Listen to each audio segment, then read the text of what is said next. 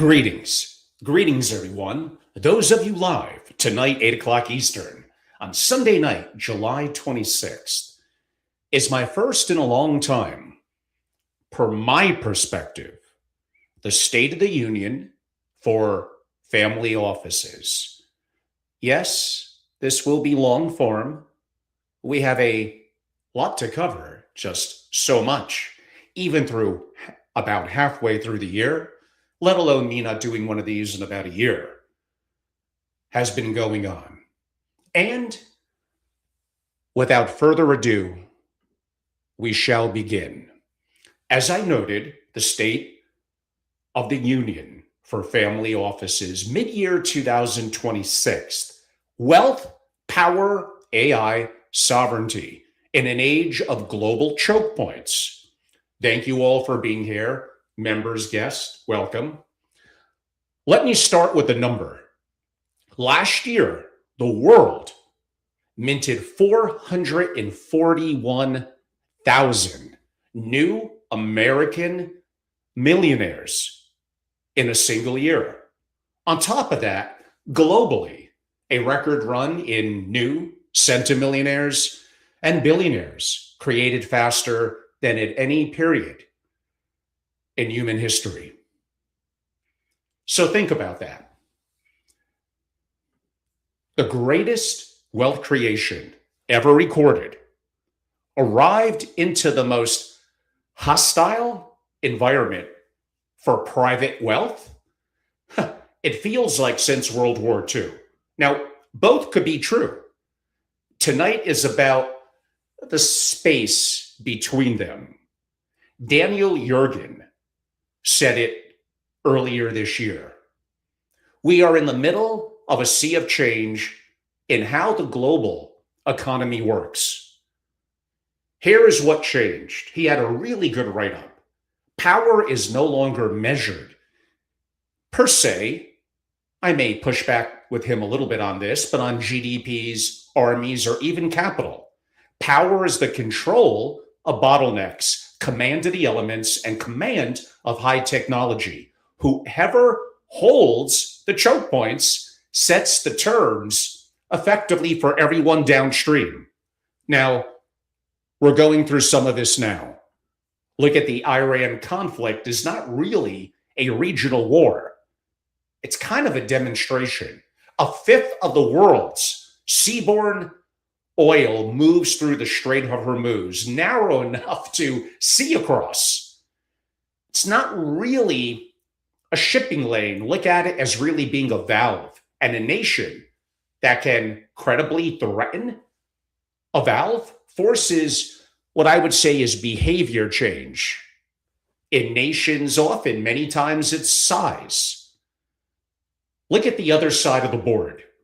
The United States restricts China's access to advanced semiconductors. China restricts the world's access, or at least partially in the US, to refined rare earths. Neither is a trade dispute. They're really choke point operations.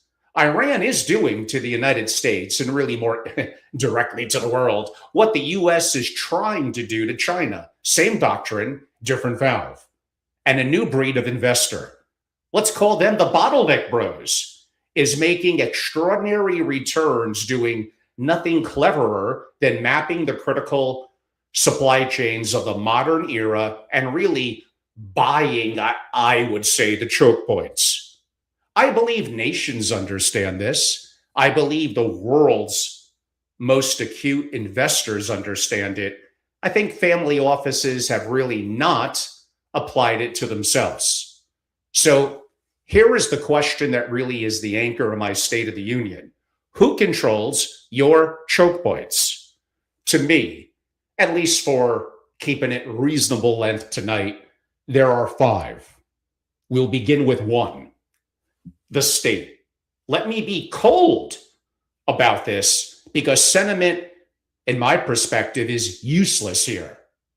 For a century, one idea protected private wealth in America And this applies to around the world, at least in most Western countries, more effectively than any structure a lawyer ever drafted. The belief that accumulation was legitimate, that a fortune honestly built was yours. That belief is dying, not at the fringe, in the mainstream of a major political party, in the platforms of people recently winning elections in the largest of American cities, in bills sitting in Congress right now. Socialism is an economic argument. It's no longer a campus posture. It is a governing agenda with electoral wins behind it. And its central claim is actually pretty simple. Accumulation at your scale is not achieved to be protected. It is a resource to be redistributed. Once that is settled, really the instruments are kind of the details. And I think the instruments have arrived. Wealth taxes, the levy of what you own, not what you earn, moved from an unthinkable to the ballot in what, just a couple of years. State proposals, national proposals, levies above 100 million one time, takings above $1 billion one time. Explicitly, including gains on assets no one has ever sold. The Supreme Court has already declined to close the door on taxing unrealized capital gains, even as income. So two mechanisms matter more than the rest. The first, taxes or taxing what you have not sold. A tax on unrealized gains is not a tax on income. It's a claim on assets you still hold, which means the state, not you, decides kind of your family transacts. Your illiquid holdings become kind of hostages. The operating business, maybe your grandfather built, generated a tax bill with no sale, no buyer, and not $1 of cash produced to pay tax on the appreciation of the family enterprise. You're forced to sell, perhaps in my example, that quote unquote family enterprise to a buyer chosen, perhaps under duress, at a price set by your deadline, not necessarily your judgment. This is not a tax question. This is whether you control your own balance sheet. The second, in this framework, taxing the exit. There are now proposals to tax former residents for up to a decade after they leave. Mobility was the hedge. The unspoken assumption under every family office plan in this country is if it gets bad enough, well, maybe we move. They have priced, at least within our states, and again, this broadly is beginning to apply globally. They have priced the exit. You may leave, but the claim still follows you. And third, and maybe more of a quieter one, and we have a lot to cover, much more than this. A bill would treat borrowing against appreciated assets as a realization event. Buy, borrow, hold, the central liquidity architecture for nearly every family, probably in the stream, does not become expensive under that rule. It ceases to exist. Now, the part I want to say plainly, because most families are making a strategic error, calling it prudence. They are waiting, reading the analysis, telling themselves it will not pass. The courts will strike it. The pendulum swings back. They are treating this as a political problem, kind of to be won. It is not really a political problem. It's a trend. You cannot lobby your way out of a trend. Think about that. Look at the record.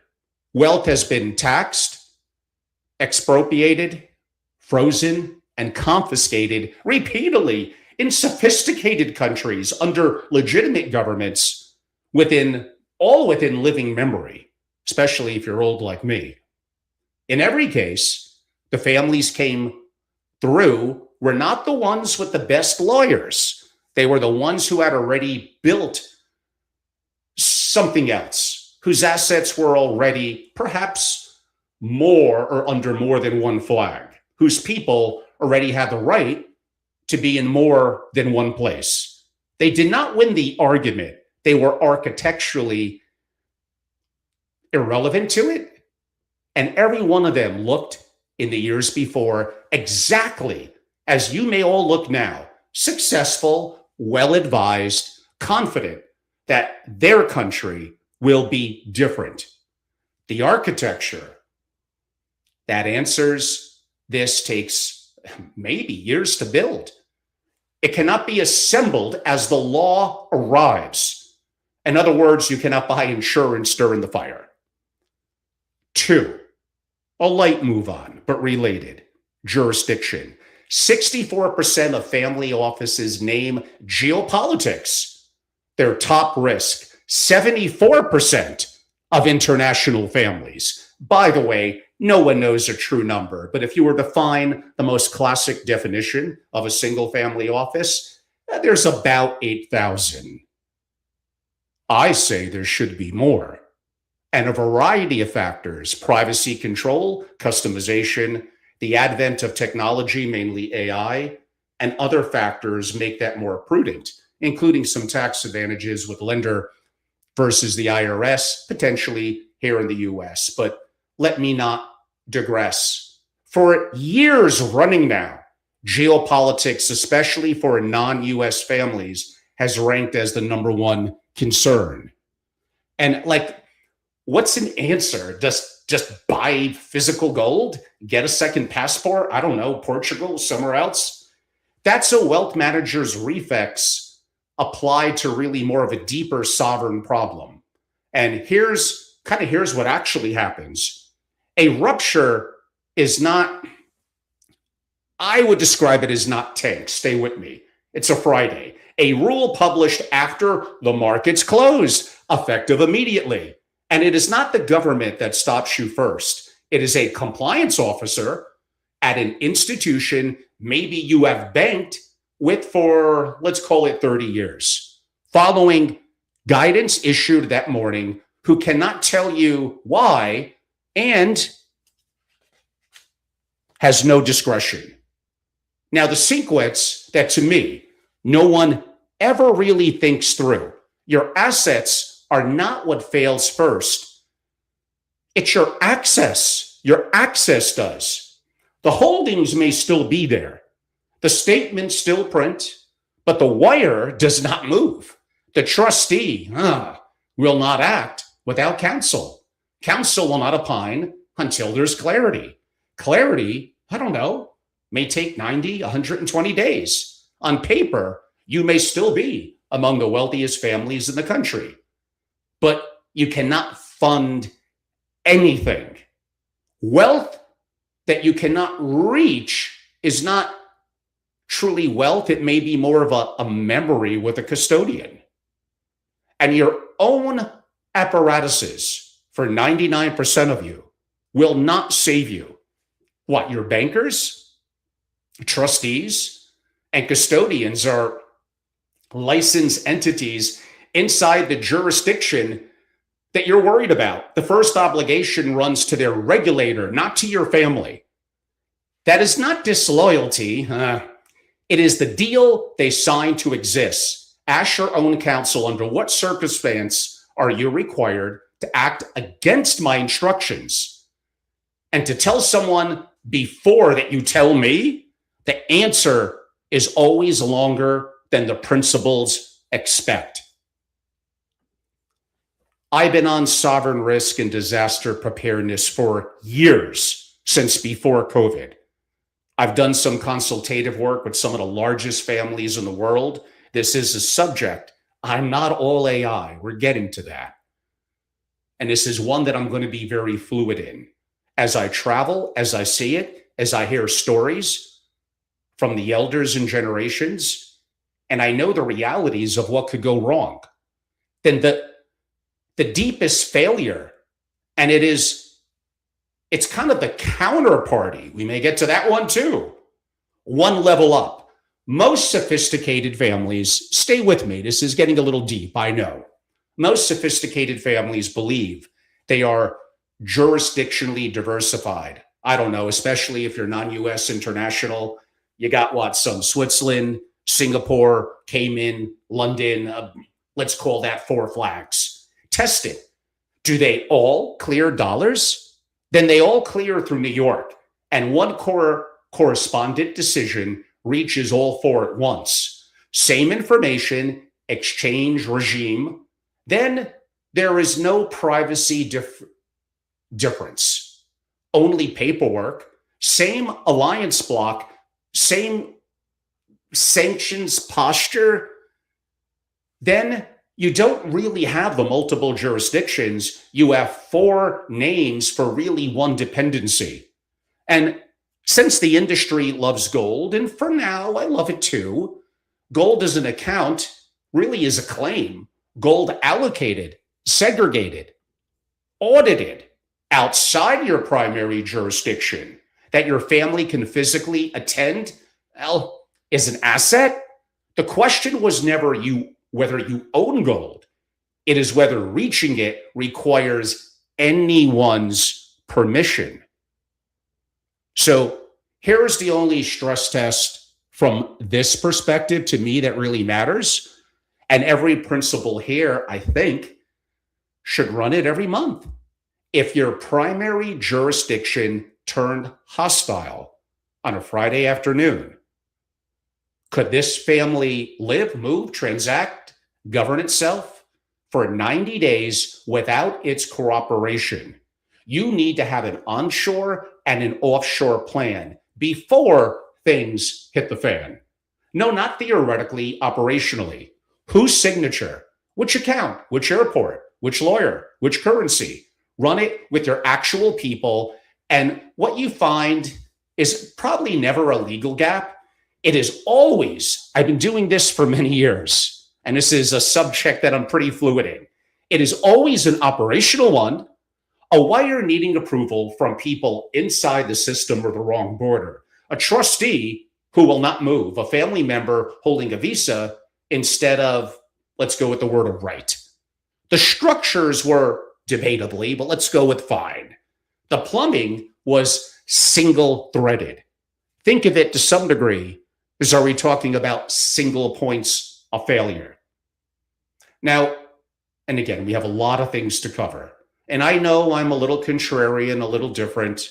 I would love to talk about only investing and what stocks I think are going to be 30% this year and a lot of the fun stuff. Those are all great. I do those. There's a time and place for them. This is different from my perspective, and one that I have been working on for the last couple of weeks and was kind of waiting for about the halfway point of the year.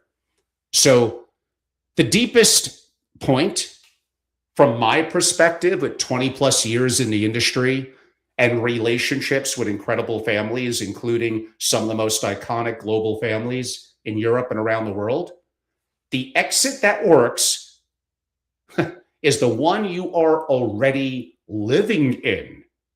Not a plan, a second life, genuinely operating, a residency actually exercised, a child actually in school, a business actually functioning, relationships that predate any crisis. I know I'm being a little cryptic. The families who came through the last century's ruptures did not have cleverer hiding places. Well, sometimes they did. They had another real life already running. When the moment came, they did not execute a plan. They went home to the other home. A dormant structure is not sovereignty. It is a document. It's just a document about so-called sovereignty. And every instrument here has a lead time measured in years and stops being available, of course, at the exact moment you need it. You cannot establish genuine residency after an exit tax passes. You cannot open a foreign account during a crisis. That is precisely when they stop opening them. The single jurisdiction family experiences, in a long enough time frame, a Friday rule changes change as really more of an existential threat. The family with sovereign architecture experiences it as a Tuesday. Let's transition. Purchasing power. Here's where I think the whole industry is kind of asleep, because what was number two after geopolitics in the surveys on the concerns of families? Inflation. So too many people hear inflation and think 3%. Move money into, I don't know, real estate. Feel responsible. That is retail thinking at a truly wholesale level. The number that matters to a dynasty is not CPI. It is your family's true, it's personalized, true internal inflation, the rate at which the things you actually buy rise, and how much. Prime real estate, elite education, healthcare, longevity concerns, staff, security, trophy assets, access. At this level, real personal inflation is not 3%. Maybe it's 6, maybe it's 8%, maybe it's 10% or more, compounding silently, often for decades. Now, the arithmetic that nobody does honestly. If your true cost of maintaining the family standing rises, let's go with 8%, and the portfolio returns 6.5 after taxes and fees, you're getting poorer while your statement says that you're getting richer. The nominal number is green, sure. The purchasing power number is bleeding out. The question is not what your returns are. It is, what is the family's true hurdle rate? And are we beating it or winning on paper and effectively losing as the decades move on? I'm going to call this forward. I promised I would come back to it. It is definitely something I'm going to have a bigger focus on later in this year and into next year. And one of the gravest concerns for family offices, you're not going to like me bringing it up, it's counterparties. I mean, really think about it. This is especially with the geopolitical, jurisdictional, country landscape, pretty briefly, but that I painted a little earlier. Now, think about this next comment. It's important. You do not own most of your assets. Okay, it's a little bit of hyperbole. Stay with me. You own claims against counterparties.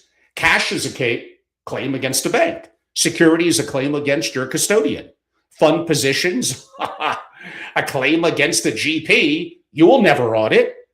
Everyone is a promise to deliver, to pay, to release when you ask. In a calm market, a claim feels exactly like ownership. In a crisis, you discover it was always just a promise. Ask anyone who was a counterparty of a firm that failed. The money was real right up until the moment the counterparty was not. Most family offices can recite their asset allocation, maybe to the decimal, and cannot state their counterparty concentration or the exact risk, not even bringing up cyber, that they have. How many supposedly independent positions run through the same prime broker, the same custodial banking chain? All could be fragile institutions. Diversifying assets is table stakes. Diversifying the entities that hold the promise is what survives the rupture. We're about halfway through. Not so bad. And my God, hard to believe, other than some indirect comments in my subtitle, I didn't really talk about AI yet. We're going to start to get into that. But yes, even me saying this, there is more to the world than just intelligence and AI. Although that underlines effectively everything that I am discussing now. But it's important that we understand the big picture, the holistic picture. I want to be diverse in my State of the Union. And yes, we're not going to have time necessarily, indirectly, we will, to talk about the true threats of governance or lack thereof, how decisions are made. And but we're going to get to some of that in terms of velocity of decisions, memory of the institution of the family, and choke points. I did promise that in my title, did I not? So here we now go on to 5. Yes, intelligence. I've spent decades on this. Let's start here. Artificial intelligence is not a software story. It is really an elemental one. How do you think the bottleneck investors, or why do you think these investors I noted earlier are buying power generation, transformers, copper cooling, and land beside substations? Because intelligence runs on electricity and refined minerals. The data center is the refinery of this century.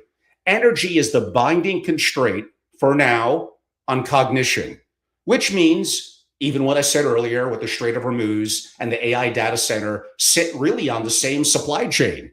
The two forces, the before mentioned Mr. Jurgen names, control of the elements, command of the high technology, really collapsed into one. What I actually see, let me tell you what I see from where I sit, because I have an unusual vantage point and I'm going to use it. I travel, sadly, kind of constantly. I speak at programs, I run master classes, I write books, and I build this architecture daily inside real family offices. I for sure have my faults and challenges, for sure. But you want to pick one area by a wide margin that I am the most active and ingrained user, it's AI integration within the family office community. I live it, I built it, I've spent a truckload of money, and I do all of this myself. And it's by far the most active consultative work, global speaking, and outreach and internal or external touch points into me. I see what family offices actually run, not what they just sometimes say at conferences. And what I see is this. The vast majority of family offices are not behind by a step. They are behind by a category. And really, here's the distinction that matters. And why don't you hold on to this one? Because everything else, it kind of in this section 5, as I noted, really depends on it. Almost every family, you're chatting with it. And by the way, you're this hyper-powered, every day growing intellectual resource that is 24/7 and will never be weaker than this very second. The vast majority of you are using it to craft or edit emails. And you're not even understanding how to more properly, eloquently, and more useful chat to get the value of one dozens or hundreds of Einsteins 24/7, 168 hours a week at your fingertips. So almost every family office is chatting badly, probably wasting tokens and not sovereign. So you're really messing that up. And almost none of you, except for, of course, those that have been through my AI Family Office Masterclass, including an email that I got from one of my members in the last day or two, in terms of what they're building and doing in due diligence that is saving them hundreds, their word, hundreds of hours a year. You need to go beyond chatting to actually doing and building. I do it. I'm 60 years old. If I could do it, you could do it. And I teach people. But let's continue. So, like, chatting is opening a window and really asking a question. Summarize this, draft that, research this manager. It feels like adoption. Family offices report it as adoption. It is not adoption. It is maybe a smarter search bar, and you're using only 5% of that properly, and it leaves nothing behind. Close the window, and here's the important part. Close the window and the capability is gone. Other than the fact that if you're using frontier models, I don't know, maybe they're stealing your proprietary data from you. Oh, maybe we should strike that. Do your own research. Be paranoid sometimes. Oh, we could talk about sanitized sandbox in certain cloud environments. Bravo. You're one step up. But it's a lot deeper than just that. Much deeper. I'm thinking about this incredible institutional memory, this capability. But the way you're using it, like it feels like it's gone every day. Nothing compounds. Nothing accumulates. You've rented a moment of intelligence. You rented it and you returned it. Building is different in kind, not degree. Building means the family office produces the thing that persists. I'm getting a little excited. I mean, come on, we're talking about AI, so of course I am. Systems that run without being asked, a memory that gets deeper every week, workflows that execute standing mandates overnight, a judgment captured in a form that outlives the person who had it. Hey, this is an incredible time. Chatting is consumption. Building is capital formation. And almost no family office has really crossed that line. So maybe here's an example of what crossing it actually looks like. And I've never heard another person in the industry really raise it. Look at your software stack. Every family office listening, watching, pays, including me, annual subscriptions to a handful of vendors. Reporting, aggregation, document management, research, CRM, whatever. Look at what those tools actually do. A meaningful share of it you can now build internally, privately, on your own machines, owning the output. Do you always want to rent? Do you always want to have things in the cloud exposed to vendors? Their people, their company, their subscriptions, their pricing, their vendor lock, their subpoenas against you. Who knows? Sure, sometimes that renting is going to be the right decision, but maybe not. Maybe not for everything, and not your most proprietary data. What makes you special? You need to own the metal, aka the hardware, own the sovereignty, and it's not hard. Is it somewhat more work than just only using what's available in Frontier? And I love Anthropic's products. The new Fable 5 crushes me on tokens. It is wonderful. And there are some times when I get value in using it. I love Claude Design.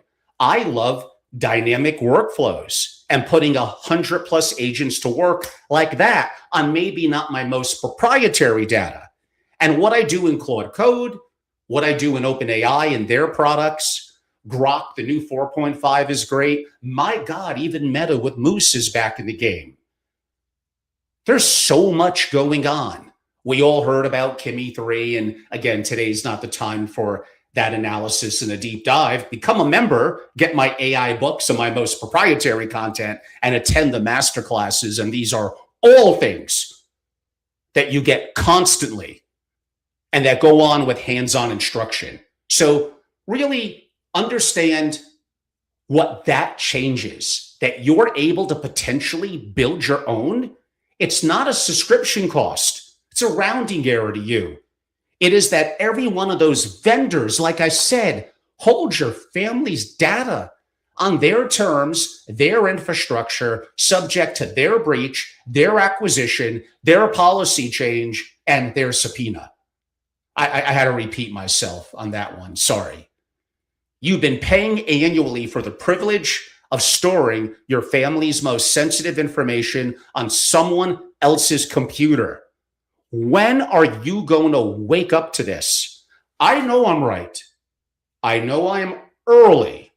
I know the edge that families can get now doing what I'm talking about. And of course, it's an anchor in my State of the Union. There's so much you could do right now beyond your drafting of emails that is at your fingertips. And there's no reason why you can't become probably more fluid than 95% in the family office world within 30 days. You absolutely, positively, 100% can, because sadly, the benchmark is so low. You can now replicate a lot of these services that are so valuable. Do it internally, privately, and permanently. The families who understand this are quietly withdrawing from dependencies they used to consider, unavoidable. That is choke point logic applied to the software you never thought to question. As a principal, the buck stops with you. This is your enterprise. It's your money. It's your LLC, your management company, your family office, the talent that you should hire well, because hiring brilliantly is the number one thing you could do right now to assure success in your family office. And my God, if your people are good, please compensate them very, very well. Very well. I'm just concerned we're all getting older, resistant to change, ego gets in the way, and we do what we do. It kind of works against what? And what's going to happen in 6 months or a year? And how are you going to get the mindset and the compounding of capabilities if you don't start now? Now, I'll continue as to kind of why this disturbs me and probably why I'm blunter about it than maybe proper etiquette or politeness should really allow.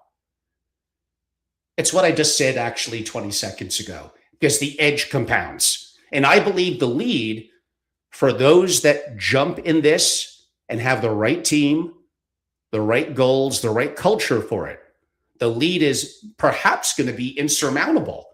Every prior technology gap closed, right? The laggards bought the software eventually because the advantage was rented and rentable, so it's equalized. Listen up. This one does not work that way for two reasons. The first, as I also noted, is mindset. The families building this are not just acquiring tools. They are reorganizing how they think. They ask different questions because they can now afford to ask them. They test 3 theses instead of 1. They interrogate their own history. That is not a purchase. It is a change in the metabolism of the institution of the family or whatever enterprise or entrepreneur that you may be. And no, you cannot buy it in a quarter. The second is corpus. A family building since last year has a year of encoded judgment. Next year, too. That asset is not for sale. No competitor holds it. No vendor can supply it. The only way to have 10 years of your family's captured judgment is to have started 10 years ago. The second best time is right now. This is the most asymmetric decision available to anyone listening, watching, whatever. It cost a rounding error against your balance sheet, and there's a personal edge to it that I want executives especially to hear clearly. If you run a family office and you do not build this, you become limited, not because you got worse, but because the standard for what a family office should produce is being reset right now by your peers, slowly, but it's happening. And you will be measured against it.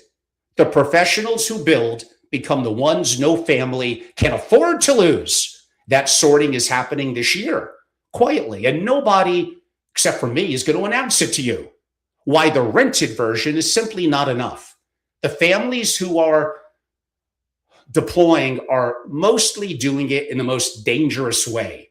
As I hinted earlier, it's renting everything, feeding their most sensitive intelligence into models owned by someone else, these frontier models on someone else's machines under terms you don't read. Three things this year should end that practice in this room. And I'm glad I waited to halfway through the year to do this, because look at just what has happened in the last couple of weeks. One, in June, a government, the US government, switched off the most capable AI model on earth. Every customer worldwide, overnight, no appeal. 19 days dark, returned, capped on terms no one negotiated. The families renting that ceiling did not lose a position. They lost the capability itself, because rented intelligence is a claim, and claims do get called. Two, just like a week ago, OpenAI disclosed that models it was testing, their isolated environment, and autonomously broke into the production system of Hugging Face, chaining stolen credentials and zero-day exploits, executing tens of thousands of automated actions over a weekend, moving laterally through internal infrastructure. Hugging Face reported it to the law enforcement before really anyone knew it was a test. Why did the models do it? To cheat a benchmark. They wanted the answer key.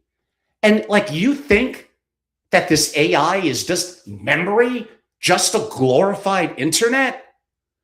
I'm a little afraid of it too sometimes. It's never going to be weaker than it is this very moment that I'm talking. It has a hell of an IQ that is getting higher, and sometimes it's pretty conniving to achieve its goal.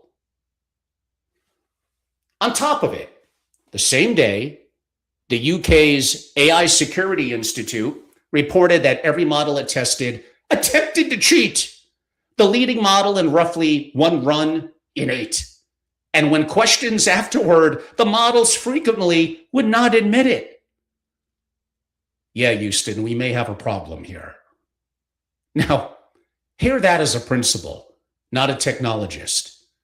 You are about to hand credentials to non-human employee, one that pursues your stated objective more relentlessly, I'm almost jealous, than any human ever managed, takes prohibited actions roughly one time in 8, and does not reliably tell you afterward. Your family office has governance for humans, employment agreements, supervision, audit, segregation of duties. For this one, you have nothing. 3. And this should decide your architecture by itself. When Hugging Face needed to analyze the attack on its own systems, the American frontier models refused. They colluded. Guardrails. So they used an open weight model, one that they could download and control to reconstruct what had been done. And it figured it out. The rented ceiling refused. The owned floor worked.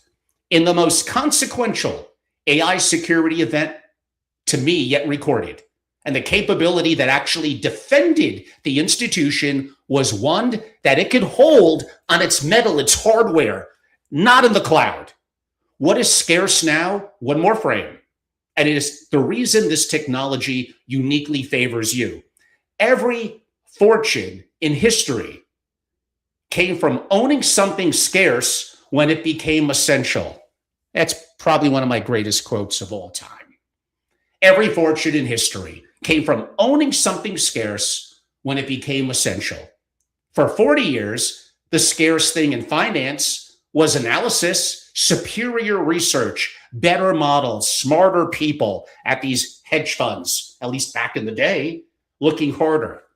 Analysis is now abundant. Any serious family office can produce institutional grade research overnight while you sleep at a cost effectively approaching zero. And you don't know how to do that? And everything abundant collapses in value. That is the oldest law of economics. So the question is not how do you use AI? It is when intelligence is free, what is still scarce? Let's go with 4 things. Listen up. Proprietary data, what only your family possesses. Judgment, knowing which questions to ask and which questions to answer, which answer to act on. Trust and access, the call that gets returned, the deal never marketed, and the will to act, the rarest of the 4, becomes because most family offices receive brilliant analysis and you route it to a committee. Every one of those is a family office asset. That's not a bank's asset, not a fund. Listen, I don't have to sit here and kowtow to institutions because not 100%, you would be correct, but over 90% of my revenues are simply membership from families and family offices. I could talk about how you could create a percentage of the SaaS programs you use now. I could talk some stuff about banks and custodians because unlike 99.9% of others in the community, most of my revenue is derived, besides my own capital, my own investing, my own resources, from a commitment of families around the world to be a member.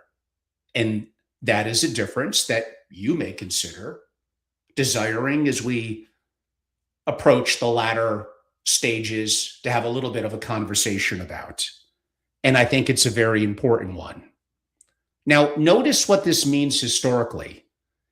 Every prior technology advantage went to scale. The bigger institution could afford that mainframe, the research department, the trading floor. This is the first technology in history that inverts that.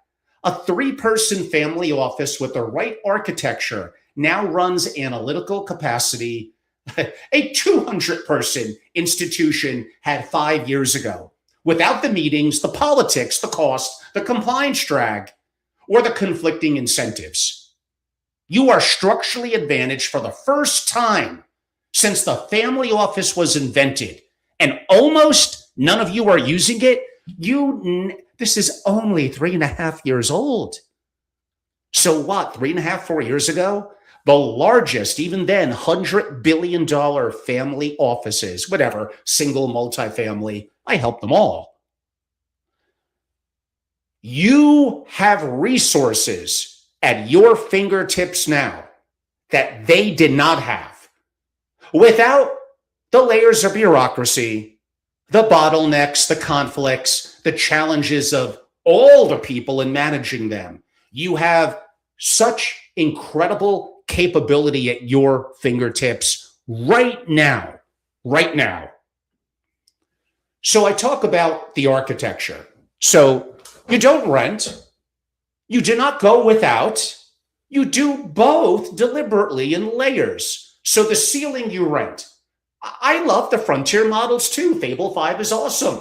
For horsepower through pipelines engineered so no one identifying token of your family crosses the wall, and no allegiance when a better one appears, you swap it in an afternoon because every model is an employee in a chair and the chair belongs to the family. Now the floor you own, open weight models on metal hardware in your building, Slower, but yours completely. It cannot be revoked, repriced, subpoenaed at the vendor, or switched off by a government that you never voted for.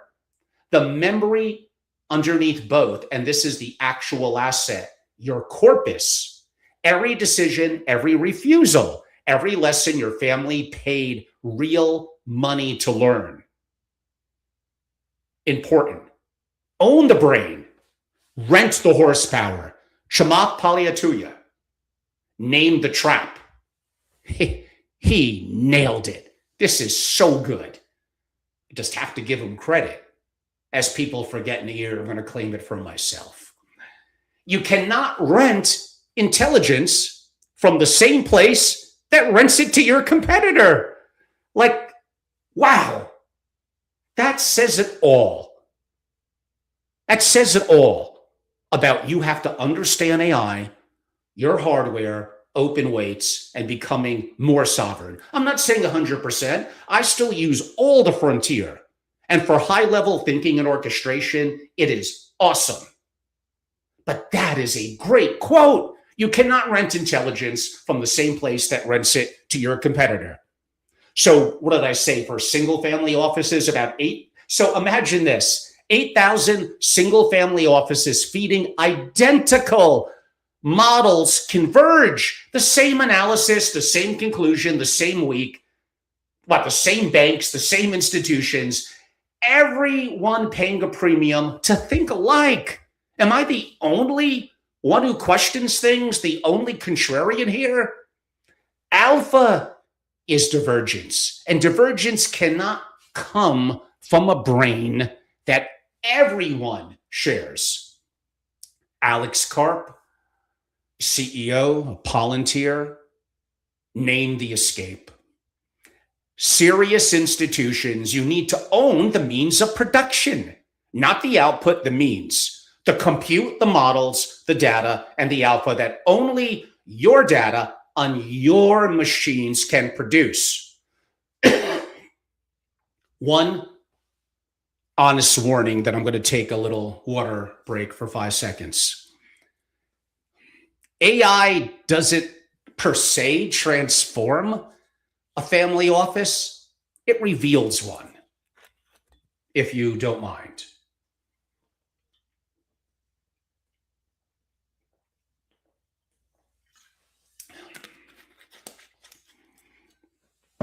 I mean, you pointed at an unclear purpose and you'll get confusion at machine speed. You don't want that. Pointed at weak governance and you get bad decisions even faster. I hope you don't want that. Pointed at a team that will not act and you get beautiful analysis on red. The families getting extraordinary results are not the ones who purchase the best tools. They're the ones whose decisions, people, and purpose were sound enough to deserve an instrument this sharp, which is exactly why the tool is never the job. And now, look up. Everything so far in the world as it is today, understood how small that actually is. In 20 years, this world will transform in ways none of us currently understand. I don't say this as a futurist. I say it as someone who has watched 4 years, just the last kind of 4-ish years, compress what I expected to take 20. AI agents. Within 5 years, there'll be billions of AI agents operating continually, negotiating, transacting, monitoring, executing, not chatbots, economic actors, which makes the governance question I raised the defining operational problem for practically all of you in the next 36 months. Then we got robotics. Within a decade, humanoid robots well into the millions, maybe more. Consider what that does to labor cost, to margins in every operating business, including ones you own, to logistics, construction, elder care, the entire physical economy your portfolio quietly assumes. How about biology? The one this room underweights the most. The protein folding problem. How a chain of amino acids becomes a three-dimensional machine was one of the great open questions in science. And it fell to artificial intelligence. Discovery cycles that ran a decade are compressing towards years, maybe months. The same architecture that draft your memos are designing molecules, which brings me to what nobody at this level that I've heard, at least, is really saying out loud: longevity.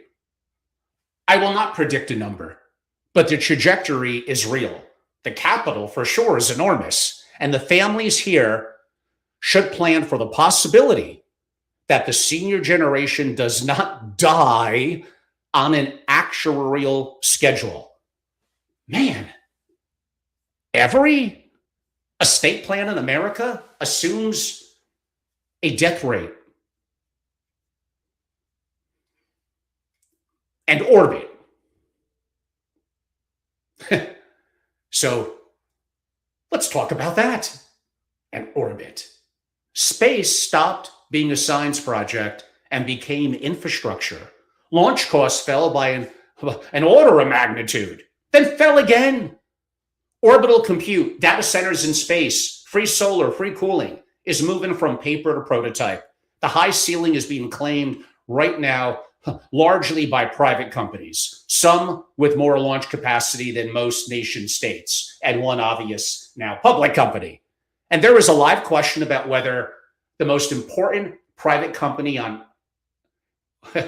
well, we saw that. We saw that occur. Oh, what? The most important private company going public. And space is very simply in their name. Oh, we are living through interesting times. Power, grid, copper, gallium, rare earths, data centers, robotics, biology, orbit. This is the bottleneck map for the next 20 years, where this decade's returns are being made by investors who did nothing cleverer than ask which valves the future runs through and stands next to them. One caution, because I don't want to be selling you a theme. The AI equity trade may well be a bubble. Multiples on the obvious names have run hard, and there will be corrections. But understand the distinction. Owning AI infrastructure inside your walls is not a trade. It is the hedge against the trade. If the theme deflates tomorrow, your NVIDIA position hurts and your sovereign brain does not lose a single unit of capability. One is speculation, the other is production. Now, the question nobody has asked honestly. For a decade, this industry has organized itself around the great wealth transfer. $85+ trillion moving to the next generation by 2045. Every wirehouse and trust company in America has a business plan built on that number.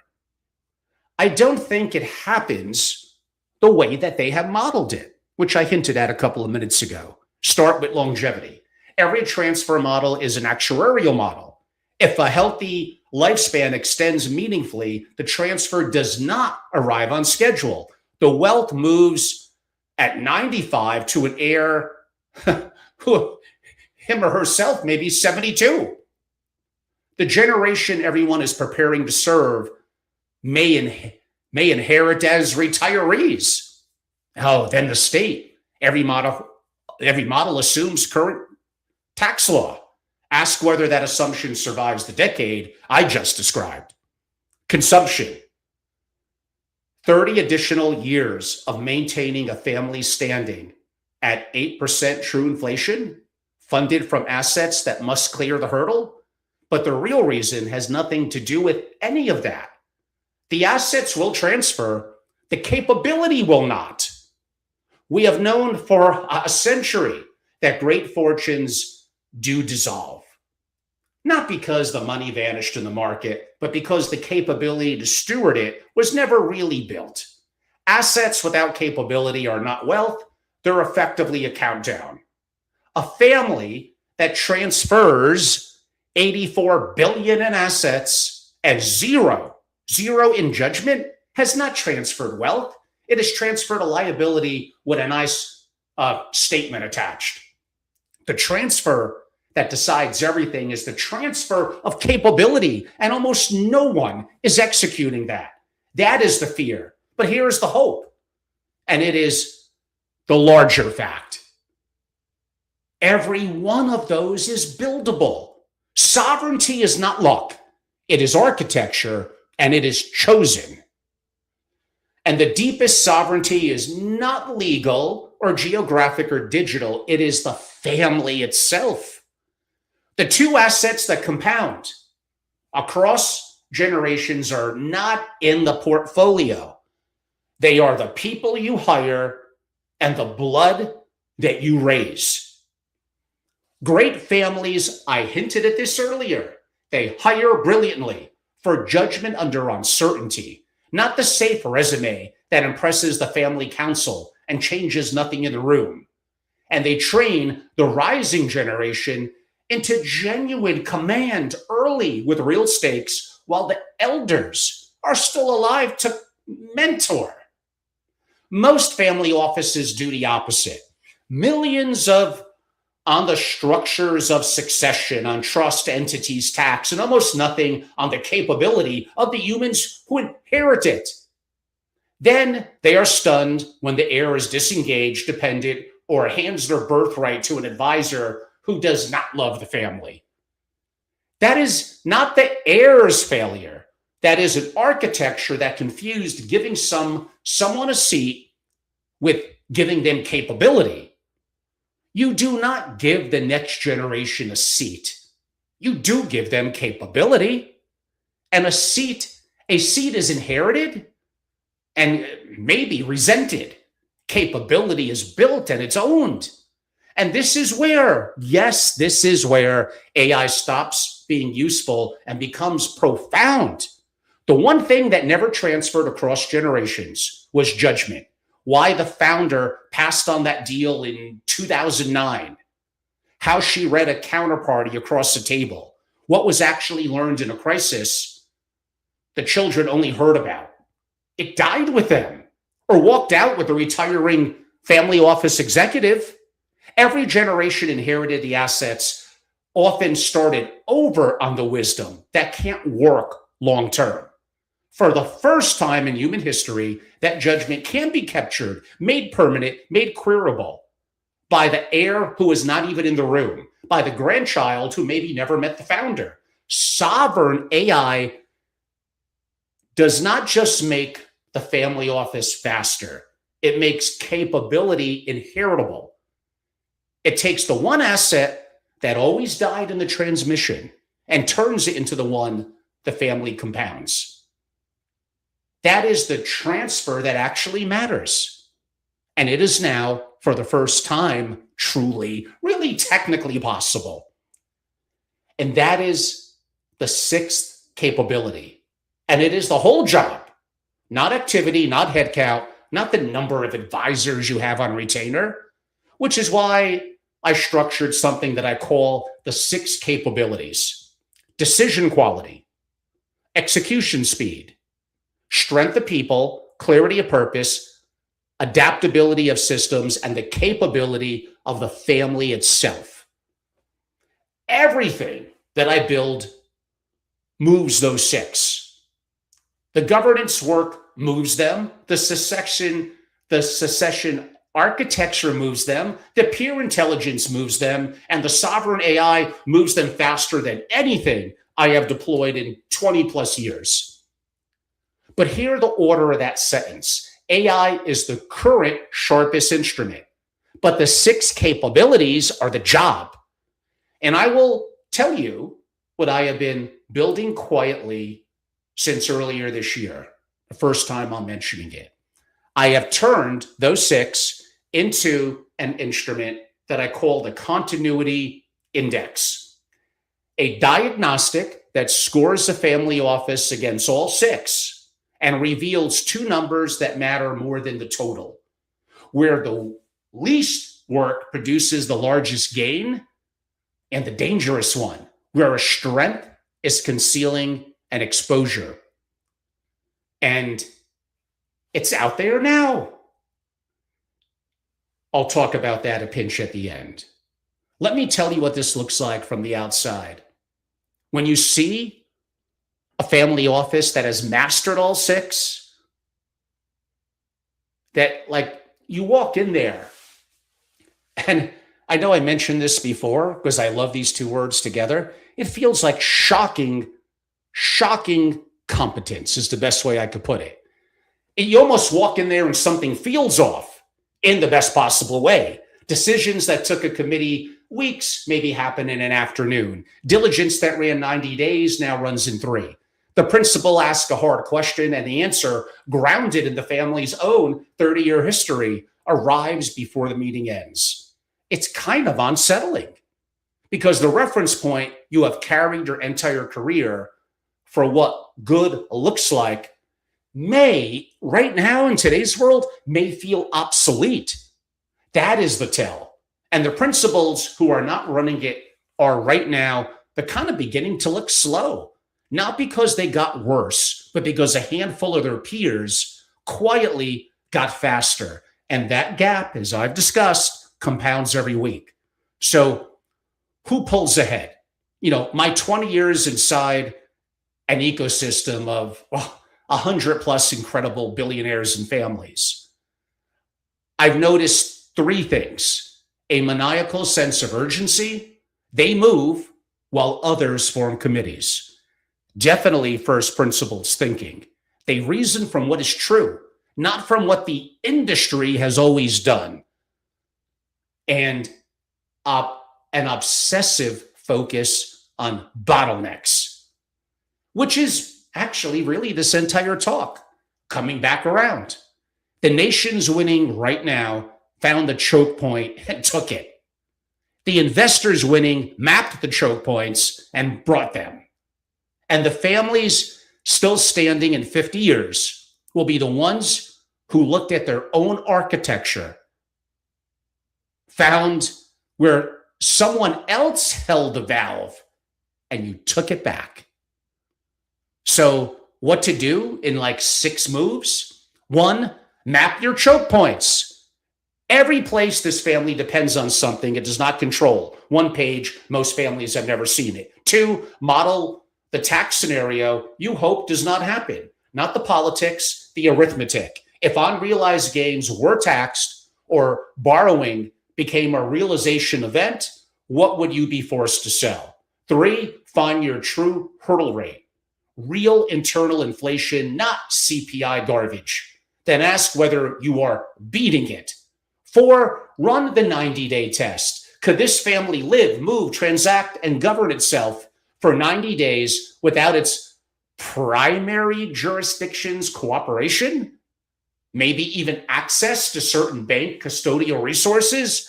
Find the single-threaded plumbing before someone else does. 5, stop just chatting. If you're going to do that, at least do it good. And start building this quarter. Rent the ceiling through pipelines that expose nothing. Own a floor on hardware you control. Look hard at which vendor dependencies you can replace internally. Govern your non-human employees like employees, and begin capturing your family's judgment in a corpus you own. Because every month uncaptured is a judgment gone permanently, and that gap does not close. 6, stop operating alone. The root cause under every number tonight is that most principals have no honest reference point for excellence, and no peer group willing to be blunt with them and tell them the truth. That is not solved by advisors paid by your decisions. It is solved by peers at your altitude with nothing to sell each other. The rarest room in this industry, and the one I'd like for you to be sitting in, which is where I'll discuss a little bit in terms of where it gets built. So this August 12th and 13th in New York City, live, in-person, immersive with myself and some of the greatest family office and AI faculty in the world. My AI family office masterclass, maybe subtitles sovereign or obsolete. You don't just watch the architecture, you kind of learn how to build it. For you, your model stack. You could have your first files, flying out of your family's own second brain. Don't worry, you'll learn what that is, including from my books. With your hands, no technical background required. And I run every tool that we discuss in that masterclass. I know what works, at least for me, and what doesn't. And I would love for you. Now, how do you get to be a part of that? You have to be a member. Your membership is your seat to my multiple. I did one in June, the one upcoming in August, one in November, and we'll be back at it first quarter. You could attend all of them. There's no upcharge, let alone my New York forum and my 4 days, you heard me right, 4 days, Palm Beach, beautiful Palm Beach, multiple locations. An incredible experience in March, let alone lunches, dinners, soirees, Vienna, Cayman, Mexico City, New York, Palm Beach, Miami, LA, Greenwich. Now you know why I'm on a plane a lot. So if you're a guest, I don't know, LinkedIn, one of the platforms, and you're hearing tonight kind of the conversation, it's membership in my SFO continuity, my private community, is where the room, where it really lives. As I noted, the masterclasses, the forums, the roundtables, the dinners, the soirees, the intellectual rigor of private videos, private Zooms, and like among members, my 2 books totaling 600 pages on AI integration that I have to. It forces me to update those every 3 to 4 weeks. And multiple other resources beyond AI in Family Office Playbook, creating a top 1% family office, and soon to be sovereign risk and disaster preparedness that I hinted at earlier. So let me close. In a stable world, ownership and access kind of looked identical. So most families really never chose between them. This is not that stable world. It is asking every family the only question that really ever mattered. What is genuinely yours? And what only felt like yours until the day it was called? Again, 441,000 new fortunes minted last year in the US alone. Most will not survive the century that they were made in. Not for lack of money, because they rented what they should have owned, and they never noticed until someone turned off that valve. The families, perhaps here tonight, I know you won't make that mistake. You stop renting your intelligence and start building it. A family office, think about it. We could debate this one a little bit. A family office exists for one reason: to carry a family's capability. What I pounded about 10 minutes ago, across generations. Every generation before ours fought the forgetting and mostly lost. Ours is the one that you could end that. The greatest family offices are not defined by their assets. They are defined by their capability. Capability to make better decisions, capability to execute faster, capability to attract exceptional people, capability to transfer judgment across the generations, and capability to adapt before the world forces you to adapt. AI matters because it amplifies capability. Governance matters because it preserves it. And sure, culture matters. Peter Drucker, well, he's always right. Culture matters because it compounds it. My work is not about technology or consulting per se. It is about building families, institutions within families that become stronger, smarter, and more resilient with every passing year. I have something, it's a bit of a blunt comment as we head to the final minute or so.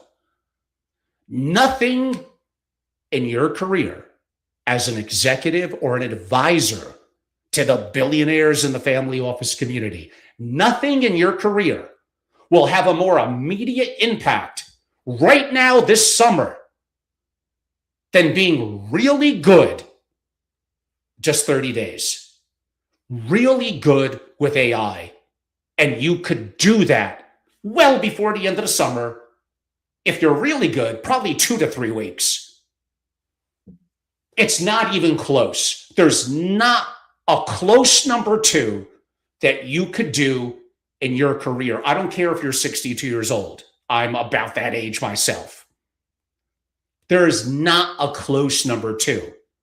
If you don't learn this, implement it, and start to build, you will be toast. Not today, not tomorrow, not by the end of this year, probably not by the end of next, but looking into 2028 and beyond, I don't see how this is going to work out for you. But the good news is it's not too late.